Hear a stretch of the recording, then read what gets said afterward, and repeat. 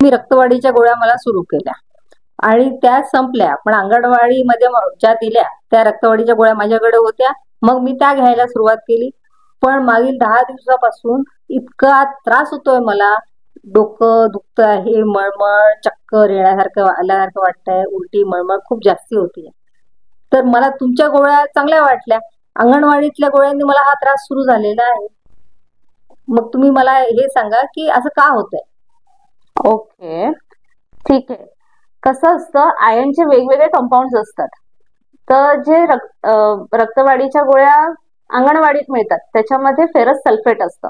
तुम्ही जर आता इथे पाकिट बघितलं आणि त्याचं कंटेंट बघितलं मागचं, तर त्याच्यामध्ये फेरस सल्फेट असतं.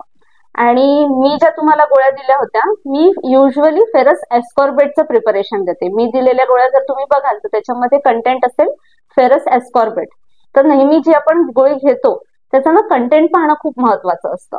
आणि स्टडीज मध्ये हे दिलेलं आहे की फेरस एस्कॉर्बेटचं सगळ्यात जास्त बायो ऍब्सॉर्प्शन आहे. बायो ऍब्सॉर्प्शन म्हणजे बायो अवेलेबिलिटी म्हणजे काय? तुम्ही जर 100 ग्राम आयनची गोळी घेतली, फेरस एस्कॉर्बेट पण 100 ग्राम घेतली आणि फेरस सल्फेट पण 100 ग्राम घेतली, तर फेरस एस्कॉर्बेट ही 67% ऍब्सॉर्ब होते. म्हणजे जर तुम्ही 100 ग्राम घेतली तर त्याच्यातली 67% म्हणजे 67 मिलीग्राम ही तुमच्या बॉडीमध्ये पोहोचेल. पण जर तुम्ही तीच फेरस सल्फेट 100 मिलीग्राम घेतली तर त्याच्यातलं 12 मिलीग्रामच ऍब्सॉर्ब होईल. तर तुम्ही 1 महिन्याने जेव्हा बघाल की किती रक्त वाढलं, तर याच्याने 5 ग्राम रक्त वाढेल आणि फेरस सल्फेटनी फक्त 2 ग्रामच रक्त वाढेल किंवा 1 ग्रामच रक्त वाढेल.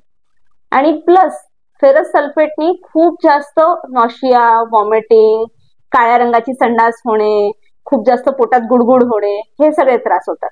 पण फेरस एस्कॉर्बेटनी हे त्रास होत नाही, कारण की त्याचा गॅस्ट्रोइंटेस्टिनल टॉलरन्स पण खूप चांगला आहे.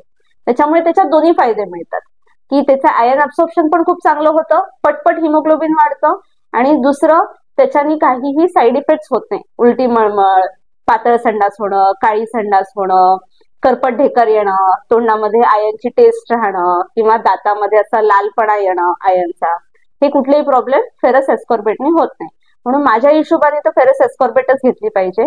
पण अंगणवाडीमध्ये जे गव्हर्नमेंट थ्रू प्रोव्हाइड होते ते फेरस सल्फेटचंच प्रिपरेशन असतं.